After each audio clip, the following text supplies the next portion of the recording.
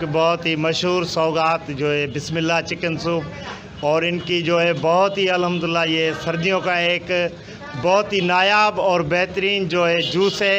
इससे हमें तकरीबन जो सर्दी लगती है उसके बचाव के लिए ये बहुत बेहतरीन है। हम खुद भी इसको पीते हैं, अपने दोस्तों को पिलाते हैं, अहबाब को पिलाते हैं, और अपने घर पर भी अल्हम्दुलिल्लाह अपने छोटे छोटे प्यारे मासूम बच्चों को भी पिलाते हैं। ये बहुत ही बड़ी और बेहतरीन सौगात है, और इसका जो है लुत्फ़ बड़ा ही बेहतरीन और प्यारा है, और रतों देरों में अल्हम्दुलिल्लाह ये बहुत ज़्यादा कामयाब हुआ है जी।